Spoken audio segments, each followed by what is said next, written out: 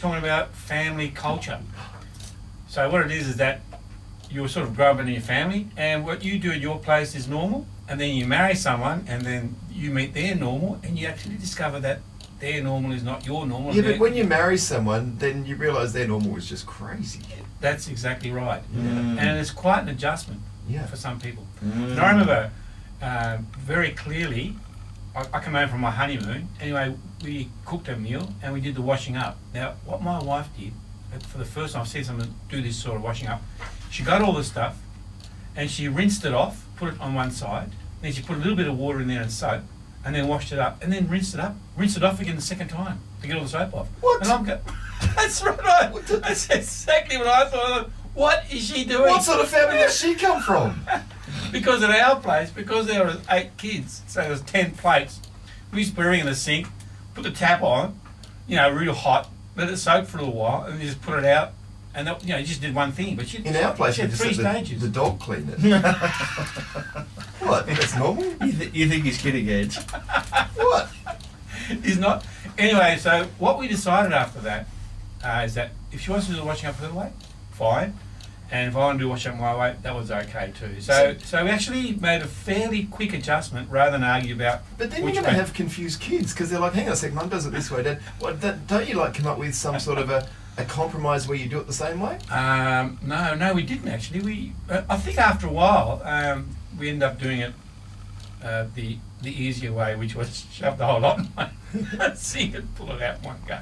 But it was amazing how that could have caused a bit of a clash at that time. But it can cause angst, can't it? Yes, when you actually come and you grow up thinking that what you do is normal and That's that right. what you do is the right. And I think that the step you take is you think it's normal, so therefore it's the right thing to do. Exactly. And you put a moral judgment on it, don't you? You do. That's right. And you think, what are you doing? Yeah, it's But, just wrong.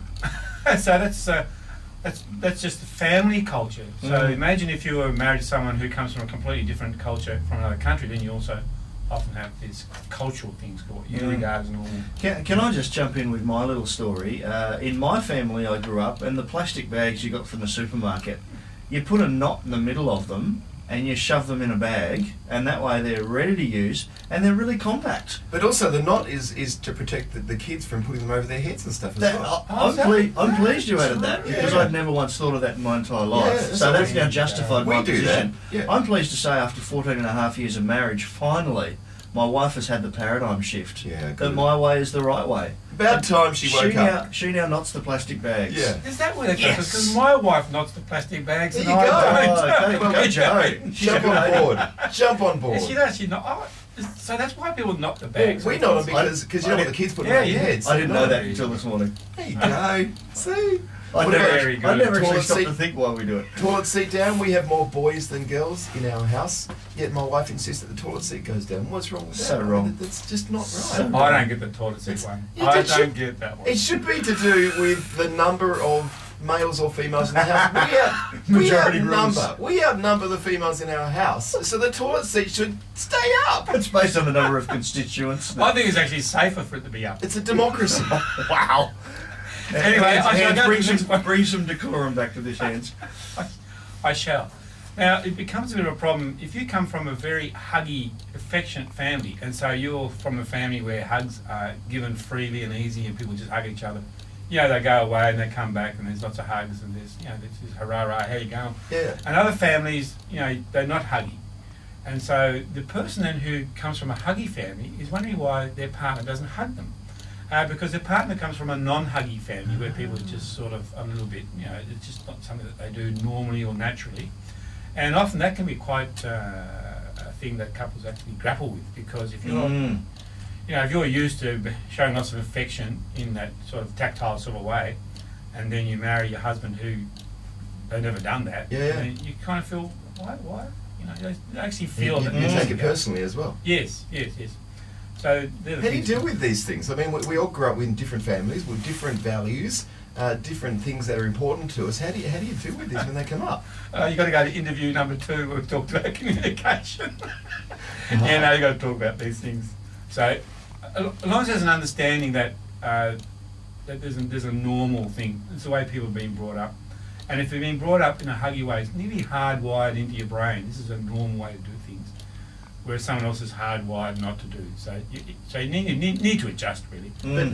But my issue, and I guess I'm talking personally here, is when you do take it from just, hey, this is the way we've done things, but it's, it's not concrete. Yes. To then go, no, hang on, this is the right way to do it. This is the moral ground, and you're both standing on moral grounds because you think it's the right way. How do you deal with that? You can't bring a moral issue into it unless your family value is that truth needs to be spoken. And so you get some families where truth is very important. You never tell lies, and other families, truth is sort of a bit fluid. And so if you tell stories and you exaggerate a bit or you make it sort of colourful. Does my bottom look big in this? Oh, don't go there, Scott. Don't go there. What I'm saying is that Huge. in some families, truth is a little bit fluid. You can sort of go a little bit one way or the other, and it's sort of part of their normal way of speaking and describing things. Whereas in other families, if you're going to say something, you always tell the truth, and you always try and exact that. And so when those two get together too, it can be a bit of a problem because interesting. Because one person thinks that's not exactly how it happened. Oh yeah, but who cares about the details? And then they just keep on talking. With the other person, the details is very important. Yeah. You gotta make sure that. And so that sometimes can become a moral issue if you're really strong on the issue of truth. Very good, Ian. So again, it comes back to communication, doesn't it? When we come from two different upbringings and two different paradigms or perspectives, and there's a clash when the two come together in a married relationship, it's the communication has to be the key. Yes, and also I think if you understand that this person is not out to annoy you, or they're not doing this just to sort of be a pain, but it's actually part of their normal way of doing things, you just need to understand that this is the way they are, rather than they're being to you in this way, in this situation. So it's about normalising, I guess, another person's family culture and their behaviour, saying, look, this is the way you are. And then you've got to work out, well, this might have worked in your family, but is it going to work in our family? Because what you're trying to do is actually create your own new family culture, which should be a bit of both, really. And being flexible in all that too. too. Yeah. So every time a couple comes together and create a family, they actually create a new family culture where things become normal in that particular family. So you do a synthesis rather than sort of polarise. If you polarise and you stick to your family culture as the only way of doing things, then you'll clash. But if you decide to create a new family culture, so you adjust. That's what normally happens. Great stuff. Hey, Hans. There you go. I love you. Thank you, Scotty. I do. So what's the family culture like at the radio station? I assume it also has a bit of a culture. It's good. It kind of changed about a year ago. I don't know what happened. What happened a year ago? Oh, joking. There you go. Hey, yeah, thanks, Hans. We'll see you next week. Yeah, pleasure. Hobart Soul 6.5. Hughie Lewis in the news. I love you too, Joe. It's the power of love.